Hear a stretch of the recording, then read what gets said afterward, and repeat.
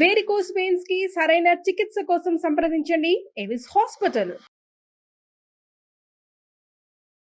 నమస్తే రమగారు. నమస్తే జయ. రమగారు, కొంతమంది సహాయం ఎవరైతే చేస్తారో సహాయాన్ని తీసుకుంటారు, వీళ్ళు లాభపడతారు, కానీ వాళ్ళకే ప్రమాదానికి గురి చేస్తూ ఉంటారండి.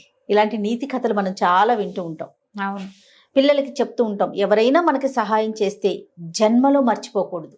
అదే ఆ సహాయాన్ని మనం ఏ పరిస్థితుల్లో ఉన్నా, ఎక్కడున్నా నీకు సహాయం చేసిన వాడిని మాత్రం గుర్తుంచుకోవాలి.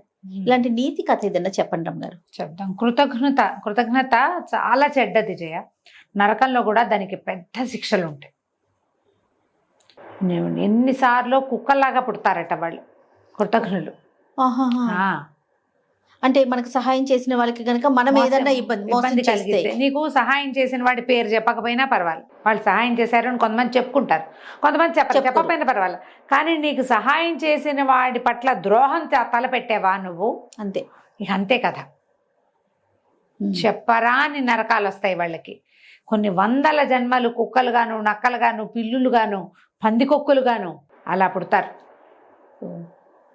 మంచిది కాదు అది. నేను చెప్తాగా, నీకు హెల్ప్ చేశారు, వదిలేపోని, నీకు కుదరకపోతే చెడు మాత్రం చేయకూడదు. వాళ్ళ గురించి నువ్వు చెడుగా మాట్లాడకూడదు, చెడు చెప్పకూడదు, చెడు చేయకూడదు, వాళ్ళకి ఏవి ద్రోహం తలపెట్టకూడదు. మహాభారతంలో కొన్ని కథలు చెప్పుకున్నాం మనం. నాడీజంఘుడి కథ ఒకటి దీనికి ఉదాహరణగా చెప్తారు. పూర్వమట ఒక గ్రామంలో ఒక బ్రాహ్మణ యువకుడు ఉండేవాడు. అమ్మ నాన్న వాళ్ళు ఏదో వైదిక విద్యలో ఉన్నారు, కానీ ఇతను అట్లా ఏం నేర్చుకోలే.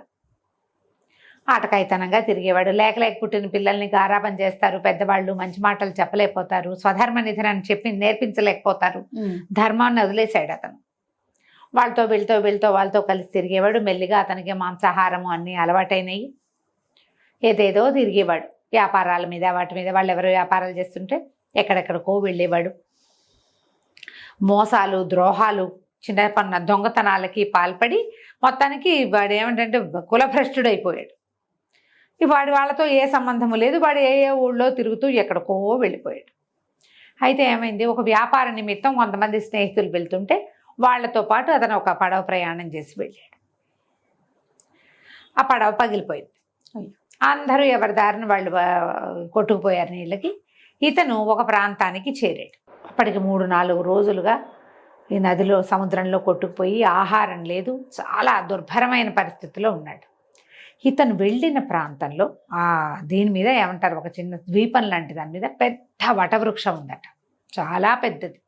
ఎంత పచ్చగా, ఎంత ఆహ్లాదంగా ఉందో అక్కడ నాడీజంఘుడు అనే బకరాజు నివాసం ఉండేవాడు. కొంగ, అతిపెద్ద కొంగ, పురాతనమైనది. ఇది కృతయుగ నాటి కథ.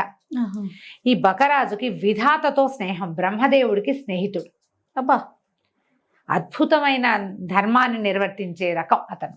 రాజధర్ముడు అని పిలిచేవాడు. నాడీజంఘుడైతే అతని ధర్మాలకే రాజు. అతను ఆ వైపుకి వెళ్ళిన వాళ్ళకి సహాయం చేయకుండా ఎవరిని ఎప్పుడు పంపించేవాడు కాదట. అయితే ఈ సుమంతుడు అనే యువకుడు, కులభ్రష్టుడైన వాడు, ఆయనకు కనిపించాడు ఆ నాడీజంఘుడికి. అతను, అయ్యో ఇంత అలసిపోయావు నాయన, బ్రాహ్మణని తెలుసుకుని, నీకు కులభ్రష్టుడైన బ్రాహ్మణ తేజస్సు ఏదో కనపడుతుంది, జంధ్యం ఉంది. పేరు అడిగేటప్పుడు ఇప్పటిలాగా మనం ఏ ఊరు అడుగుతాం, కానీ కులాలు అడగటం ఈనాటి పద్ధతి కాదు. పాత రోజుల్లో అడిగేవాళ్ళు, ఏ జాతికి చెందిన వాళ్ళు అని అడిగితే వీళ్ళు మన గోత్రనామాదులు చెప్పుకోవటం ఒక పద్ధతి. గోత్రనామం వినంగానే బ్రాహ్మణ యువకుడని తెలుస్తుంది కదా.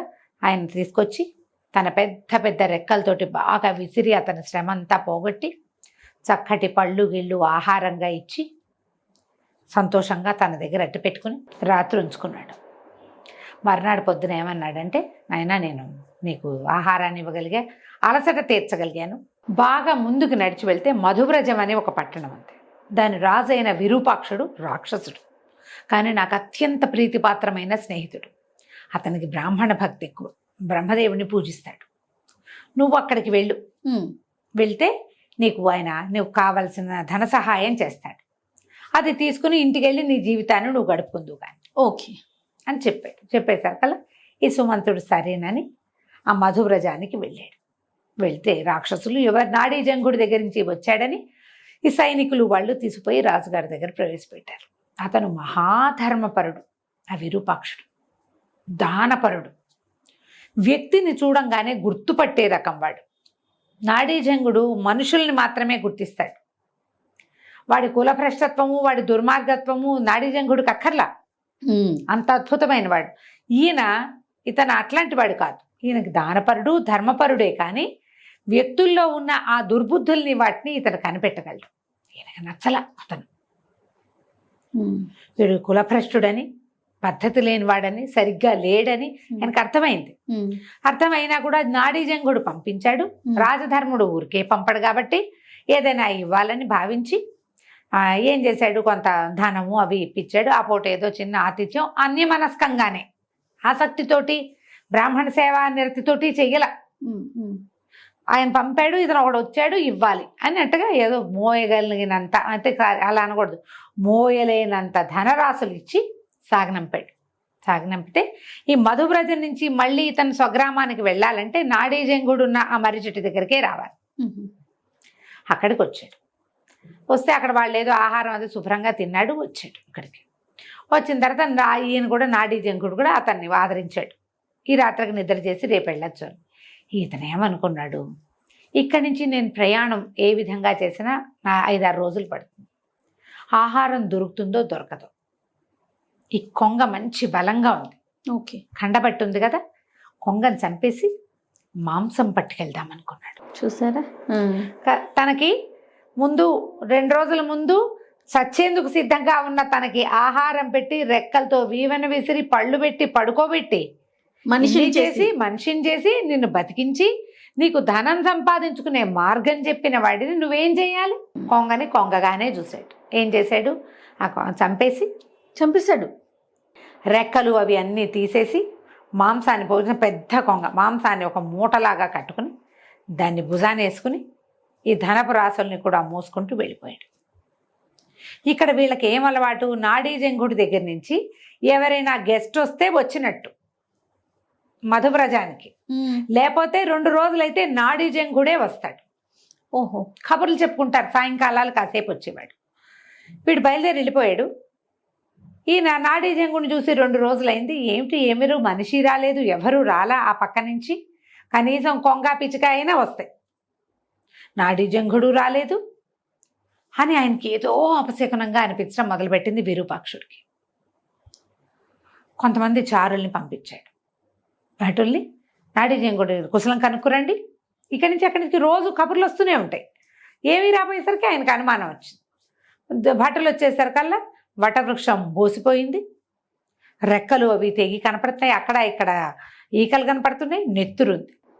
వాళ్ళు పరిగెత్తుకుంటూ వెళ్ళి చెప్పేసరికల్లా ఈయనకి ఏమనుమానం వచ్చింది, దుర్మార్గుడైన కపట బ్రాహ్మడు ఒకడు వచ్చాడు, కులభ్రష్టుడు, వాడే ఈ పని ఏదో చేసుంటాడని ఆయన ఆ మేఘాల మీద పరిగెత్తుకొచ్చాడు. వస్తే ఏముంది, రెక్కలు, కాళ్ళు, ముక్కు కనపడ్డాయి. పరమ దుఃఖంతో అయ్యో దుర్మార్గుడికి ఇంట్లో అవకాశం ఇచ్చి ఇట్లా చేసుకున్నాడే అని వాటిని దహనం చేశారు, ఆ కనపడ్డ వాటిని. ఈ బ్రాహ్మడు ఏ దారిని వెళ్ళాడో వాడిని పట్టుకురండి అన్నారు. ఇంతలో బ్రహ్మదేవుడికి ఈ కబురు వెళ్ళింది. స్నేహితుడు కదా, వాళ్ళిద్దరు మాట్లాడుకుంటారు ఎప్పుడు. వాడిని పట్టుకొచ్చేసారు సుమంత్రుడు, సైనికులు వెళ్ళి పట్టుకొస్తే ఈయన ఏమన్నాడంటే, వీడిని చంపి ఆహారంగా తినండి అని భటులకు చెప్పాడట విరూపాక్షుడు రాక్షసులకి. రాక్షసులు నరమాంసం తింటారు కదా, చీచీ వీడు కృతఘ్నుడు, వీడి మాంసాన్ని మేము తినమన్నారు వాళ్ళు. కృతఘ్నుడైన వాడి మాంసాన్ని నరమాంస భక్షకులు కూడా తినరు ఆ కాలం. అది ముక్కలు ముక్కలుగా తరిగి కుక్కలకు ఆహారంగా వేయమంటే కృతఘ్నుడి మాంసాన్ని కుక్క కూడా ముట్టదు, కుక్కలు కూడా తినలేదట. ముక్క చెక్క తరిగేశారు, తరిగి మాంసాన్ని విసిరేస్తే కుక్కలు కూడా ముట్టుకోలేదు. వీడు కృతఘ్నుడు, వీడి మాంసం బాగుండదు, చెడు వాసన వస్తుంది, వాడు కృతజ్ఞత అందులోంచి బయటకు వస్తుంది. కుక్కలు విశ్వాసం గల జంతువులు కాదు, మరి అవి తినవట్టు. ఇంతలో విధాత బ్రహ్మదేవుడు వచ్చి ఈ నాడీజంగుడి ఇది చూసుకుని వాడి దగ్గర మాంసం కూడా దొరికింది, దాంతో దహనం చేశారు. ఆయన ఆ దహనం అయిపోయిన దాని మీద అమృత వర్షం కురిపించి నాడీజంగుడిని బతికించాడు. బతికిచ్చేసరికల్లా విరూపాక్షుడు కావలించుకున్నాడు, నేను నిన్నెంతో మిస్ అయ్యాను, నువ్వు కృతజ్ఞుడు, వాడి సంగతి నీకు తెలియక నువ్వు వాడికి ఆశ్రయం ఇచ్చావు, వాడే నిన్ను ఇట్లా చంపేశాడు, ఇంత అన్యాయం జరిగింది, భగవంతుడు ఉన్నాడు కాబట్టి నువ్వు బతుకున్నావు, లేకపోతే నువ్వు ఎట్లా వస్తావు మాకు, నీలాంటి వాడిని మేము కోల్పోతాం కదా అని కావలించుకుని చాలా దుఃఖపడ్డాడు. ఆ బ్రాహ్మడు ఏమయ్యాడో నేను నాడీ జంకుడు అడిగితే వాడిని ముత్తరించి కుక్కలకు ఆహారంగా వేసాం. కుక్క కూడా ముట్టలేదు వాడి శరీరాన్ని, వాడి మాంసాన్ని అని విరూపాక్షుడు చెప్తే, అయ్యో అయ్యో బ్రాహ్మణ వధ చేసావా నువ్వు, మారడానికి వాడికి ఇంకొక అవకాశం ఇవ్వండి, వదలకూడదు, నువ్వు చేసిన పుణ్యమంతా పోతుంది ఒక బ్రాహ్మణ్ణి వధిస్తే. వాడు కులభ్రష్టుడైతే వాడి భ్రష్టత్వం వాడితోటే ఉంటుంది, వాడిని చంపిన పాపం మనకొస్తుంది కదా, అతన్ని బతికిచ్చి అతనికి ఒక అవకాశం ఇవ్వమని అడిగాడు. ఆయన చూడు ఎట్లాంటి వాడు, ఇంత చేసినా కూడా. అప్పుడు మళ్ళీ బ్రహ్మదేవుడి వరప్రసాదంతో సుమంత్రుడిని మళ్ళీ బతికించారు. బతికిచ్చి ఈ అపార ధనరాశులు ఇచ్చేసి అతన్ని పంపించేసి, కృతజ్ఞుడు అయితే అంటే ఎవరికైతే కృతజ్ఞత ఉండదో వాడికి ఎలాంటి గతి వస్తుంది అంతే. ఇప్పుడు దీనికి ఈ జీవుడికి ఆయన చెప్పట ఇంత పని చేసినందుకు వాడి కర్మశేషాన్ని వాడు అనుభవిస్తాడు. రేపు మరణించి వెళ్ళాక వాడంతటి వాడిని మరణించని, చంపిన పాపం నీకెందుకు, ఈ కర్మబంధాన్ని అతను మోసుకోవాల్సిందే.